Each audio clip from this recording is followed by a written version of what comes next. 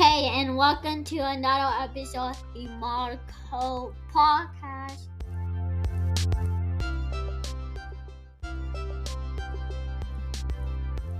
A show dedicated to the realness of organization and entrepreneurship. This space was created for every woman who needs motivation or inspiration to get organized and to keep going after her dream. I'm your host, Angel J. Sit back and prepare for valuable tips, resources, laugh, and much more. If this is your first time here, welcome and thanks for joining. If you've been hanging around for a while, welcome back, and I hope you brought a friend. Hello, everyone, and welcome to another episode. Today, I am joined again by Alex Smith, founder of Mom Wife Worship Life. Alex was on here a few episodes ago, and we talked about organizing, and now we are going to talk about entrepreneurship. So, everyone, let's welcome Alex. Hi, Alex. How are you? Hey, Angel. I'm wonderful. How are you? I'm good. Thank you. Thank you so much for being here. Thank you so much for having me. It's a pleasure. You're welcome. Is there anything else you'd like to share before we get started? I would just like to share. I just like to thank you for having me on. I would like to share that I listened to one of your episodes Which one? with the pharmacist, the geriatric Oh, yeah. pharmacist who is also a Yeah. health coach. I was like, I need to call her right now. She was so passionate about what she was talking about, and her story was so compelling. I was like, oh, I need to call her. But yeah, it's an excellent podcast, and I'm so honored to be a part of it. So thank you for having me on. You're so welcome, and thank you so much for that compliment. I really appreciate it. And yeah, Amy would love it if you reach out to her. So I think I linked all of her information in the show notes, but if not, I'll definitely share it with you at the end of the episode because she would definitely be stoked about that. So Yeah.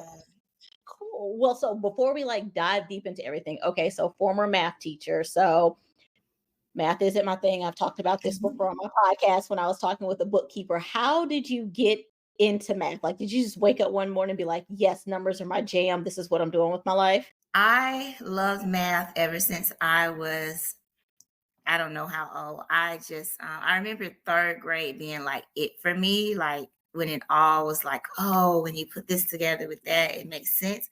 My brain just works that way. It's like a systemic, or I don't know if it's systematic. I don't know if what the I know right what you're word talking. I is. got it. I got you. Yeah, but I like to put the puzzle pieces together. So Okay. it's definitely something I've loved since I was a child. I've always known that I always knew that I wanted to be a teacher. My mom was in education she retired after 35 years in education. So it was almost like it was embedded in me. I always go to school with her, and she's a cheerleader coach. I would go to the cheerleader competitions with her. We were just everywhere with her. And I loved everything about it. So it came very natural. It's funny story is I did not go to school for education. I actually have my bachelor's and master's degrees in computer science, again, because I like to put those puzzle pieces together in my mind. But Okay. I just didn't like the corporate environment. I didn't like the the cubicles and the computers and I really just wanted to be around people. I love kids. So it did come very naturally for me. Okay, cool. It's funny that you say around third grade is when it all clicked for you, and you was like, "Yes, I love math." Third grade is when it clicked for me, and I was like, "Yes, I hate math, and I don't want to participate in this anymore." That's funny that you had that realization. So, how did you go from? Well, you kind of talked about how you went from computer science because you didn't like the corporate world. You wanted to be around math and stuff. So, how long have you been an entrepreneur, and how did you go from being in the classroom teaching math to being an entrepreneur? So I started my entrepreneurial journey last year. I did my official launch. I had a big launch party in April 29th of 2023. However, I went from math, from being a teacher to I transitioned from being a teacher to being a stay-at-home mom. And then from being a stay-at-home mom into being a what I call now work from home mom. Um, I love it. this what do I want to call it? I feel like I have a calling on my life from God. Okay. That this illness that you mentioned that I was diagnosed with that you mentioned that I had a chronic mental illness. So I was Right. diagnosed with bipolar disorder when I was 21 years old. And at the time, it was very difficult for me to accept. It was very difficult for me to deal with. But as I grew older and wiser, I learned a lot about the illness. I learned that it did not have to control my life, that I could still have a quote unquote normal life, and I could still have a very happy and joyful and fulfilling life. And once I kind of that clicked in my head, I said, I need to share this with other people. Like, people are suffering with mental illness and they think it's the end. They think that diagnosis is just it for them, and that Mm-hmm. they'll never have a happy family, that they'll never have a happy marriage, that some people think they'll never get better because they haven't seen the other side of it. So I knew it was that what I went through was not in vain. And I feel very um compelled to share my testimony so that other people can know that there's life on the other side of the negative side of mental illness. Okay. Like, that's amazing that you got comfortable enough and got to the point where you're like, I need to talk about this with other people and share it with other people, because mental illness is, people are just now starting to talk about mental illness, and it's more so just about like depression and anxiety. It's not, I don't want to say that depression and anxiety is surface level, but it's like the gateway to it. So Mhm. that's only thing that people want to talk about. But there's so many more mental illness. People aren't talking about like bipolar and schizophrenia and different things like that, and how it can affect people. And again, with mental illness, like you said, you just always see the negative side of stuff. Mhm. So that's awesome that you're brave enough to not only share that, but to create a business around that, to create a platform around that, to use it to share that with other people. So what exactly is it that you do in your business? How do you share that message and let people know about it? So, my official title is Mhm. a women's wellness advocate and educator. Oh, What that really means is I teach people and help people. And when I say people, I should more specifically mention moms and wives with their mental wellness struggles. And I like to use the term mental wellness versus mental illness because I like to put a light on the fact that, again, it does get better. So I use my platform, Mom Wife Worship Life. It started out as a blog. As I mentioned, I launched in April of 2023. I had a big blog launch party. So it was really just a celebration of the blog going live. I had worked on, I built up my little uh, reservoir of blog articles. I had 20 or 10 maybe when I went live, and I was so excited. But I had the party just to make myself release the website because I was so protective and I'm such a perfectionist. I wanted it to be just right. So I had the party, I launched the blog, and at the time, although I did start an LLC and I knew I had the potential to, earn revenue as a business, it wasn't my top priority. I really just wanted to tell my story through my blog. Um, and then it just kind of blossomed from there. I started working with a coach, and she's not a business coach, she's a productivity coach, but she helps specifically mompreneurs. And I feel like I grew leaps and bounds once I started working with her. Her name is Christina Garrett. And she has an organization called the Mamathon Movement. And I just have grown so much since I started working with her, and a lot of opportunities started presenting themselves, such as this for me to do podcast interviews, television interviews. I do guest blog writing for other mom blogs. I've done I contribute to some magazines for my writing. So it's really, honestly, it's I get to do what I love, which is write. and tell my story and share my testimony. And so that's really what I do, honestly. And I do that in the hopes of helping, like I said, specifically moms and wives, or I can say women with families, to overcome their mental wellness struggles. Okay. Awesome. And so how did you go from like just saying I'm going to write blog posts to now this is more of a you said it's not like it's not necessarily coaching that you do, or is it coaching that you do? It's not coaching. So how did you go from I'm just doing blog posts to now I'm over here in this other aspect of Well, I'll tell you what my coach says is that what I'm doing is coaching, even if I don't want to call it it? coaching. I got you. Several people have told me that I have positioned myself as a coach, but I have not accepted that title. I'm not a fan of that title either. So I'm with you. But your question was, how did I transition from blogging to what I'm doing now? It's Yes. really just the passion behind wanting to help people. Honestly, it's women coming to me asking me questions. I do some public speaking, on panels at different women's empowerment events, and women wanting to know, how did you overcome this illness? How does your spouse support you? What does that look like? What did it look like when you had children? What was your experience? I experienced postpartum psychosis with both of my babies. So, it's just a lot of questions that are being asked. And a lot of people aren't talking about it. And people aren't talking about it because they haven't experienced it. I mean, and from what I have seen, you even have, and this is not to knock anybody, but I have seen doctors working with postpartum mothers who don't have any children of their own. So they don't have any personal experience with the postpartum, any Right. type of postpartum experience, whether it's postpartum depression or postpartum psychosis or just postpartum period. If you've never had a child, you don't know for yourself what that's like. So I have Right. started then working with other mental health professionals who don't have that personal experience, so we can collaborate where they can take care of the mental health counseling part, because I'm definitely not a counselor, and I can fill in with the lived experience. Okay.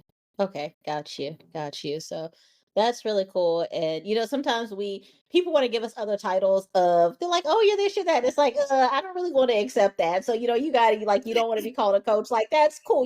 Come up with we're in the day and age where we can give ourselves our own titles. So, Right. come up with something cool that you like and that you want to go with, and we'll go with that. That's what we'll start calling you. But that's awesome that you've like built a network with like counselors and stuff like that you can have people to talk to, because everybody's experience with stuff is different, but it gives you a little bit of comfort and peace when you are talking to someone who has gone through what you've gone through, and who Yes. is not just, Googling your symptoms or being dismissive of you or just trying to medicate you, and it's like, maybe I just need to talk to someone. So that's awesome that you're building that safe space and that safe zone for women to be able to come to you and talk to you. Absolutely. And I want to go back to something you said about the title of a coach. I chose my own. You said we're in a place where we can choose our own titles. Right. Yeah. I carefully crafted my own title as Okay. as a women's wellness educator. I'm sorry, women's wellness advocate and educator, because first of all, I'm an educator at heart, You and that is are. something I do well, that I know I do well, that is something I've been gifted to do, and it's something that I've heard many people have told me this, but I know also for myself is that I'm able to break things down in a way that you can understand it. So I'm able to help people understand not just about the mental illness itself, but about the effect that it has on families, about the effect that it has on um, your relationship with your children, your relationship with your parents, your relationship with your spouse, about the effect that it has on your spiritual well-being, your emotional well-being. You know what I mean? Right. So many, and like I said, people don't talk about. We're talking about it a lot more now, which is excellent, but it's a difficult conversation to have, particularly in the African American community, Yes. particularly in the faith-based African American community. It's still very a very hard conversation to have. So I pride myself in being able to start those conversations, facilitate those conversations, and share my expertise from my lived experience in those conversations so that people feel more comfortable talking about it, and they feel like you said, they have someone they can go to when their family doesn't understand, when their church family doesn't understand, you know. Right, right. So see, there you go. So next time someone says that you're a coach, say, no, I'm an advocate and I'm an educator. There you Absolutely. go. You got, oh, okay. I was gonna say, yeah, you let Oh them no, know. I lead with that. Okay, okay, yeah, because we're gonna respect your title now. We're gonna put some respect on your title. So if that's what you want to be, that's what you are. And I love that for you. Like I love that you sat down and you realize that this is what I am. Because I think another thing is that some terms just get thrown around Hmm. so much. And like I've talked to coaches before, they're like, well, I'm not like a coach, you know. It's like, but that's Hmm. what people call me. It's like, okay, well then, tell us what you are. So yeah, so let people know what you are. Absolutely. And then I want to touch upon a point that you brought up, about faith based and, Mhm. Christian based. So, how does your faith play a role in your business? My faith is the foundation of my business. My business was literally founded on my faith in Jesus Christ, my belief in Jesus Christ, and the belief that without Him, I would not be where I am today. I would not have survived the many traumatic and difficult experiences that I've been through as a result of the mental illness without my faith. So I speak about that very openly. And I know that everybody is not a believer in Jesus Christ, but I like to share my story, give God his glory, and I let him do the rest. You know what I mean? So I can't not share what he's done for me because it's been he's been too good.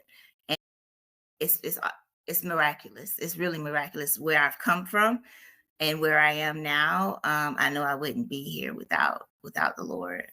Do you often, or do you feel like you sometimes like maybe lose out on clients? Because I know that this can be like, what am I trying to say? I don't want to say concern, but like an area of like maybe worry or something for some business owners that, okay, if I do include God in this, or if I talk about God or my faith, that people aren't going to want to deal with me, or I'm not going to get clients. Has that ever been a concern for you, or are you like, no, whatever? Absolutely not. I know that the people that come to me, they come to me because they know what I believe, they know what I stand on, and in most cases, they stand on the same thing. So I attract clients who share my beliefs, whether that's intentional or non-intentional.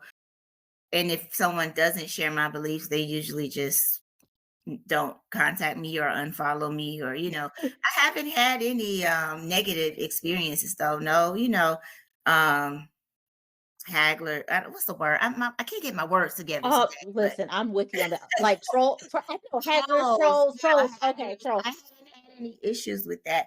I've had a couple, I may make a comment and somebody may laugh at it or something, but nobody really says anything negative. And if they do, I'm fine with that because I'm firm on what I believe. I've had, some, for instance, you know, news shows, and it differs because I've done several media. I've been covered in several media outlets, and some would, just let me speak freely and they don't Right. edit it. They just let me speak. And some say, okay, we're this type of news show, and we'll talk about these two topics, but we would rather not speak about this one. And then I just, slide it in there. Okay, got you. Got you. That was um, gonna be my next question. Was I was gonna ask, have you ever like turned something down because they're like, we don't want you to talk about this, or like we don't want to hear about it? Have you ever just like, okay, well, this isn't for me? I'm very, very particular about uh, what the work that I choose to do and the people I choose to work with. So yes, the answer is yes. I have definitely turned some opportunities down because they were not a good fit for me and for what I believe. Okay. That's cool. Like I mentioned this before on my show. Like I've done several, businesses, and I was always wondering, like, why was I struggling so much? Why was I struggling so much in them and not, seeing the results that I had hoped for, just making any type of progress whatsoever. And it finally hit me. I was like, because God is not in your business plan. You were just out here trying to Mm, do everything that you want to do, and you haven't even consulted with him and asked him. And then once I started including him in my business plan, listening to him, yes, things started progressing and things started happening. And so I do believe that, it's very important to have him in your business plan and to make sure that he's at the absolutely. forefront At of the your business. forefront. Yes. And like you said, the people who are meant to find you, they will find you. And you never know. You may find someone who wasn't faith-based, may end up Hmm. finding you and coming to you, and you might be just what they need at that time and at Yes. that moment. So And that's always my prayer. There's a scripture in the Bible that says, "Let your light so shine before men that they may see your good works and glorify your Father which is in heaven." So I just want, when I show up, I want God to shine through in me. And when people see that, I believe that lives change because of that. And they don't have to change immediately, but right. I do believe that lives change when they come in, when they have a personal encounter with God for them, for people, when people have that for themselves. Yes, I definitely agree with you on that one. And so I wanted to jump back a little bit from when we talked about your transition from education to like entrepreneurship. So what lessons did you learn while you were transitioning, and then what lessons have you like learned since then, or is there anything you wish you had have known before you started? Sorry, I know that was a lot all at once. Yeah, what I wish I had a better handle on was the financial side of entrepreneurship, the bookkeeping, business credit, and I just don't know. What the advantage that I do have is that my husband is an entrepreneur, and he has been in business far longer than I have, and he has grown his business exponentially over the years.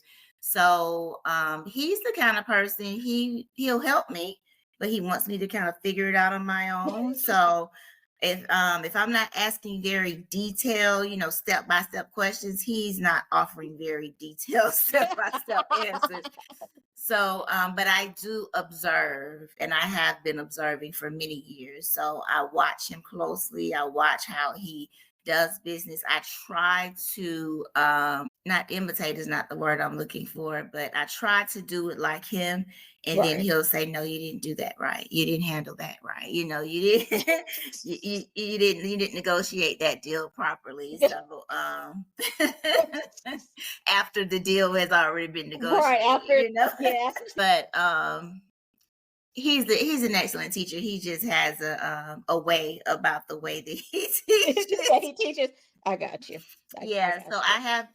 I do have the advantage of watching him, but I've learned a lot just by trial and error, honestly, just working my way through. Like I said, I do have a coach that I've been working with. We're going into about 8 months now. And Okay. she has been very instrumental in my success, because not only is she a productivity coach, and what that means for people who don't know what a productivity coach is that she helps me get to the finish line the fastest and easiest way, without stressing me out, without putting pressure on my husband, without, sacrificing my time with my family. I can still make it to my big audacious goals, but I don't have to burn out on the way there. So, um, but not only that, she has built her own business. So she also has that business acumen that she's then able to help me.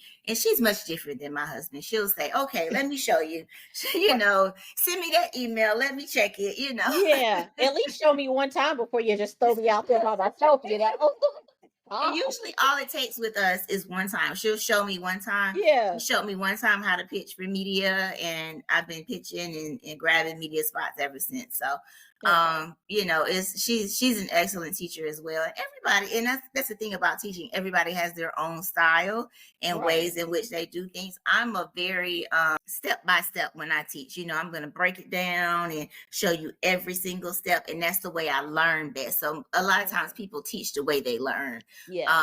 So I guess my husband learns better through experience. I'm kind of with your husband on that one. Like, so I'm a visual learner. I need to see it. Mm-hmm. So for me to just sit down and you tell me, okay, this is step one, this is step two, like that's fine, that's great. I'm going to take the notes on it so that when I actually am doing it, I can go back and look at it.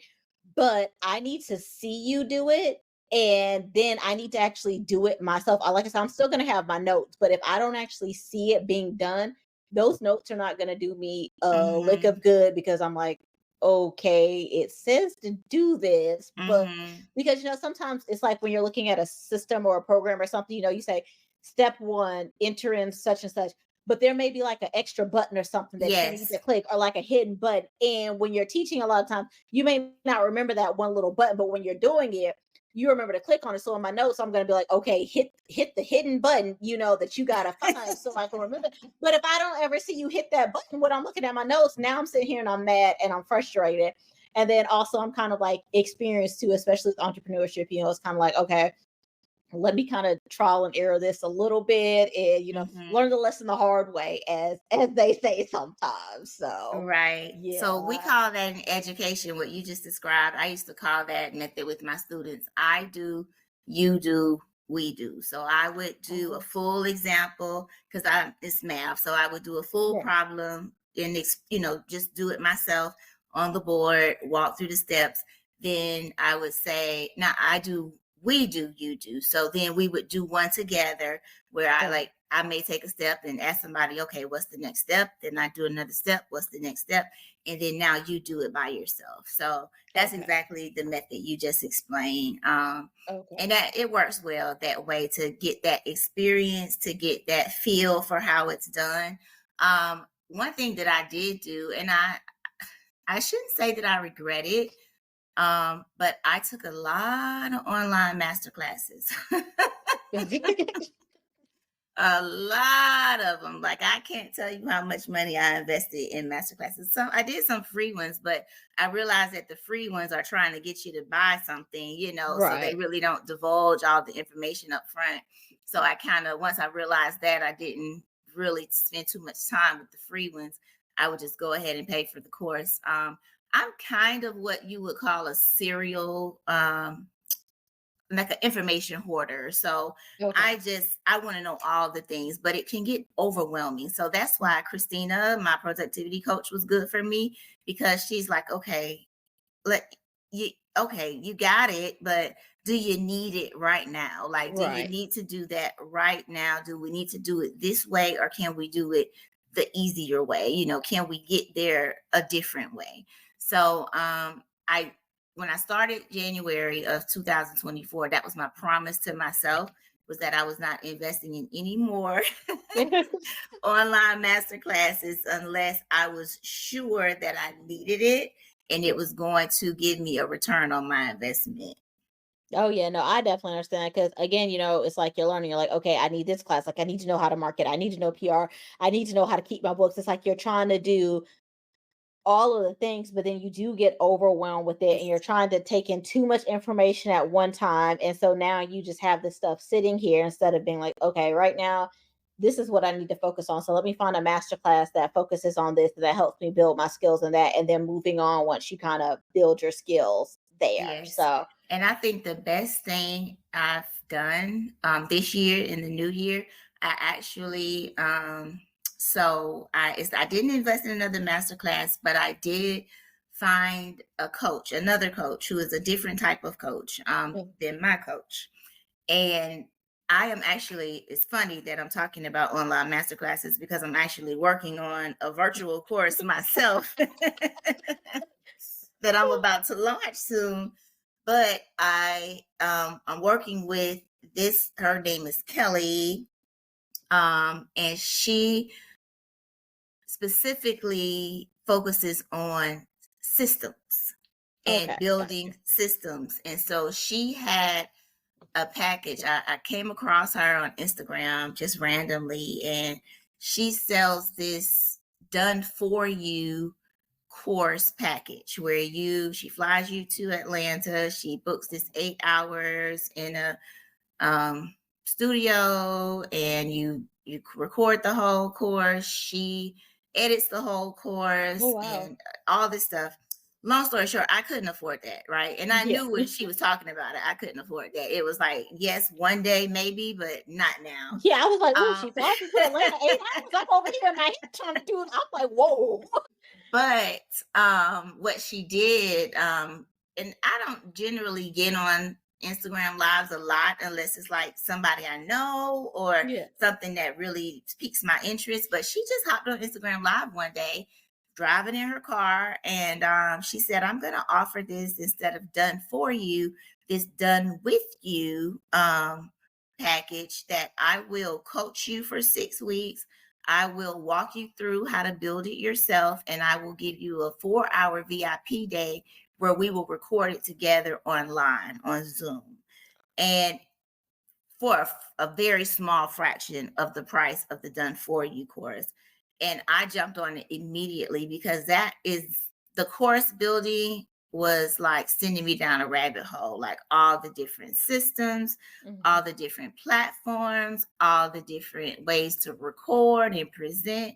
It was sending me down a rabbit hole, and it was making me not want to do it anymore. But I knew for me and for the type of business I want to build, I think a virtual course is the best way for me to go because I don't have a lot of time on my hands. I enjoy spending time with my family. I enjoy being a homemaker. I enjoy volunteering at my kids' school. I enjoy just living a full life, and Right. I don't, and that's why I don't like to be given the title a coach, because I feel like coaches, that's a huge responsibility, and they take on a lot. I Right. know my coach does. Both of my coaches, meet with us every week for an hour. Email and text and message. When we have questions, and I'm not their only client. They have lots of clients. Right. And some of them have multiple coaching programs. So I knew that was a commitment that I wasn't willing to make, because I feel like my first service is to God, and the way that I serve God is through my service to my family. So I wanted to make sure I was able to be there for my family. So saying all that to say, that's the investment I made this year that I was really proud of. And I'm really excited about the product. And we'll talk about that a little bit later. But Yeah, no, I was gonna say, yeah. I was gonna ask you about it, but I was gonna say before I ask you about the course that you're creating, like that's cool that you realized that you realized what you needed. You're not trying to fit into a box and be like, okay, everybody has, a coach for this. You're like, okay, I need this coach. This is what the coach is for, and this is how this is helping me. And then you're like, okay, that coach can't do everything that I need. So let me find someone else. Like you realize your area that you need help in. And so you're more conscious about what you were spending your money on instead of doing, like we said earlier, where it's just like, I got to sign up for this program and that program and get this program. And that's something else that like I realized too, and even with how you're talking about like the freebies and stuff like that, like, I have a course as well, I have an email list, I yeah, have, freebies and stuff, but I had to realize that you can't sign up for every freebie because like you yes, said, one 9 times out of 10, it's not going to give you all of the information that you need. It's going to give you a snippet of it, and then it's trying to get you to purchase something else, which is fine. That's how you have to make your money, sales funnels. I get it. But then it's like you sign up for this freebie and now your inbox is crowded and you're getting all these emails, and it's like, that's not what I signed up for. And so I right. was like very strategic when I did my automations for like my freebie and stuff, because I don't want to overwhelm people. And I know for me personally, it's like, okay, I signed up for this freebie. You're only going to give me, 15% of the information, which is cool. I already know that. But now you're going to email me 500 times, basically telling me the same thing over and over Right. again. And it's like, that's not making me be like, oh, yeah, let me run out and purchase it. If I didn't do it from the first 250 emails, like, email 500 is not going to make me be like, okay, let me do that. Like by that time, I'm going to start unsubscribing because I'm just like, there are some things that I signed up for and I'm like, what is this? Why did I sign up for this? So I have been a lot more like conscious just for myself. One, with the freebies that I actually do sign up for, making sure that it's something that I'm interested in, something that can help me grow, and a product or a service that down the line when I'm at a place that I can, fit it into the budget, that I may actually be interested in. And then too, like I said, just being conscious when I create my own email automation so that I'm not doing to someone else what I know myself I don't like, So that's where I am. So I'm completely with you on that one. Absolutely. And I call myself the master consumer. Yeah. Because I buy all the things. But what it has taught me, like you said, is how to be a better I don't want to say seller, but I guess that's what I am. When you're trying to sell a product, or I would rather say, um instead of sell, I feel like I'm offering a service, and Right. I want to offer it in a way with this that has integrity, and that, if you feel like you don't need the service, then sure, unsubscribe. Right. But like you said, I'm not going to send you 15,000 emails every day asking you to buy the service, if you have expressed that you're not interested, or if you opt into a different section of my email list, and I'm Right. sending you sales emails and you want to talk about mom life, that I'm Right. not gonna. I don't like that either. So I think me being the master consumer has taught me how to be a better service provider. Yes, I agree with that. Like you have to realize what you like, and everything, doesn't work for everybody. And I know that's something else that, we're kind of taught as entrepreneurs is like, you have to do this, you have to send like a 18 welcome email sequence. And it's like, Right. what? Who has to sit there and write and And type all write of that. that? Right. And then you gotta set it. And then it's like, who's actually reading this? Like, I'm like, have y'all actually done the research to see what the conversion rate is on this 18 Yeah. sequence email? Like, at what point in time are you losing people? Because you lost me by about email number 4, Number maybe two. 5. Number Yeah, two. see, number 2, like I'm out. And then if I forget to unsubscribe from, I might just delete it. So you Yeah. spent all that time putting that effort in, and so And I will say one thing I am proud of is I try to when I do send out emails, I like to send quality and yes, quality content that can yes, be valuable for people, and the feedback that I have gotten is that's exactly what it is. So right, I did go through some training. When I hired my virtual assistant, I hired her through a company who not only trains the assistant but trains me as well, okay, on some marketing things, and that was their perspective. You send the emails, you do the workflows, you do the this, you do the that. I said, I'm sorry, I'm just not going to do that, because I right, know how that feels when people do that to me, just exactly what you said. So right, I said, I'll send one email a week, but, right. I'm not sending one every day. Right. Quality over quantity. And then, Right. when you're popping into my inbox once a week, I'm like, oh, okay, well, what's she talking about today? But when you're popping into it every day, I'm like, oh, what's she talking about today? Right. So there's a difference. So I get that. So tell us about your course that you have coming up. Yes, I'm really so excited about it. It's called Transform and Thrive with Alex, the art of thriving in motherhood, marriage, and mental wellness. And it's a self-guided virtual course. There are 4 modules centered around self-care, stress management, strategic delegation, and spiritual support. And we dive into all the things, talking about what we talked about earlier, managing your mental wellness and how that affects your spirituality, the stigma that it has, and how to break down that stigma, how it affects your family, how it affects you as a person in the roles that you're carrying as a mom and a wife, and feeling sometimes overwhelmed or underappreciated, and how to deal with those feelings, how to make time for yourself. so that when those feelings come up, you know what to do with them. And you know how to avoid them really, and how to just live a more balanced life and to thrive instead of just survive. Because for a long time, Angel, I felt like I was just making it. I was just making it. I was getting out of bed. I was going to work. I was barely going to work. I was late every day. I was dragging in. I was falling asleep on my planning period. It was bad. And it wasn't fulfilling anymore. And that's when, my husband kept saying, when are you gonna quit that job? I wish my husband would say that to me. Like, what you doing? When did you go quit that job? But I didn't really, honestly, I didn't want to be a stay-at-home mom. I had watched my mom work her whole life. I watched both my grandmothers work and retire from their jobs. And I thought that's what you do. You work for 30 years, you retire, collect your social security.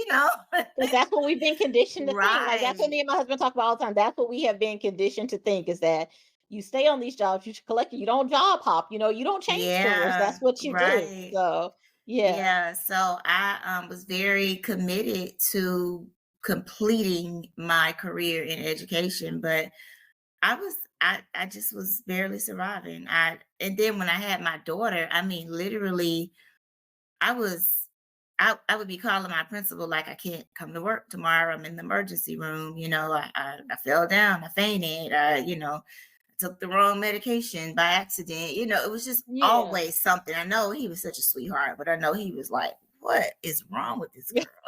What is going on here? If you don't want to be here, man, you don't want to be here. So it got to the point where I couldn't anymore.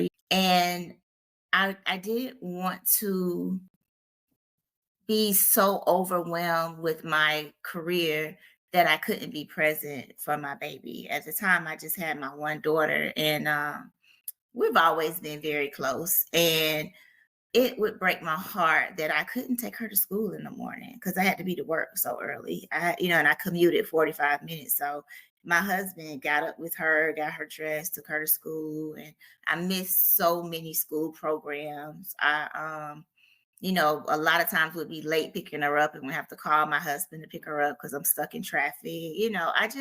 I didn't want to live that way. I wanted to be present. Like I said, I love being able to do the things that I couldn't do when I was teaching. I love chaperoning field trips.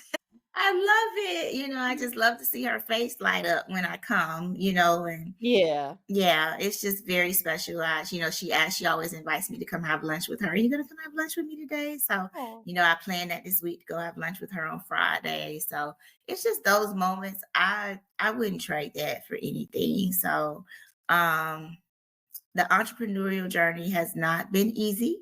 And it's not glamorous, but it's Aw. definitely worth it for me to be able to have time with my family. Well, I'm so happy that you are able to have that time and to be able to do those things with your family, and that you have found your footing. And, even though you love math, you found something that you love even more. God led you to something that you love even more that allows you that flexibility. So I am so happy for you. And I am excited for your course to come out and be released. So, Yes, so we are pushing for, not pushing, I'm not rushing.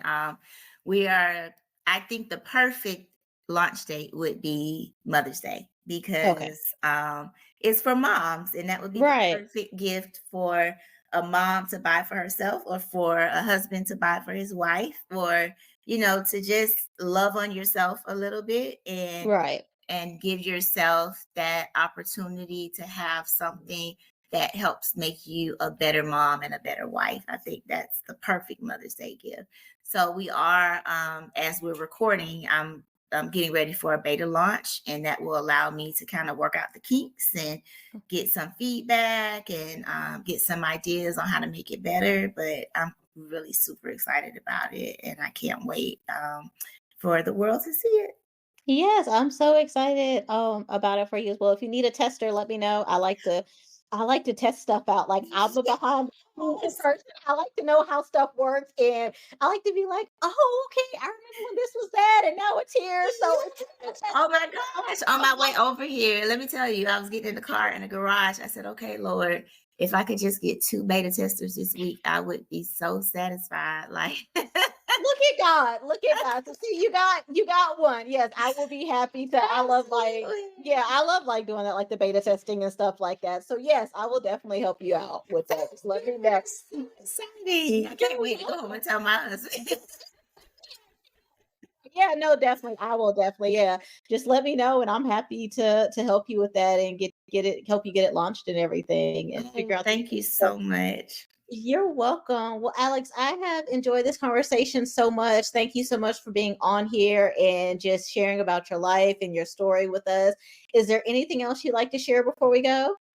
I would just like to share that along with the online course, I do have, although I'm not a coach, I do have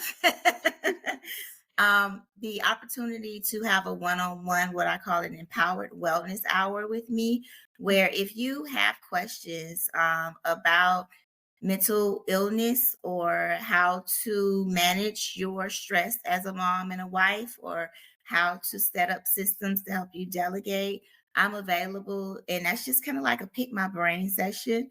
Okay. And that's available on my website, on my Work With Me page. And the last thing is, this is a free resource, is our Mom's Self-Care Powerhouse Quiz. It is an amazing, amazing resource that it asks you, it takes about 2 minutes to complete, 2.5 at the most.